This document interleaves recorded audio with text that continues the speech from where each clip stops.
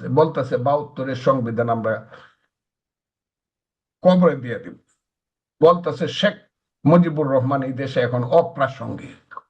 তার অপ্রাসঙ্গিক, যেমন আমি আর তুমি কথা বলতেছি, এখানে মধ্যে কেউ ঢুকলে উনি যেমন অপ্রাসঙ্গিক, বাংলাদেশের ব্যাপারে শেখ মুজিবুর রহমান অপ্রাসঙ্গিক। বেয়াদবির একটা সীমা থাকা দরকার, বেয়াদবির একটা সীমা থাকা দরকার। সীমাহীন বেয়াদবি হইতেছে এই দেশে।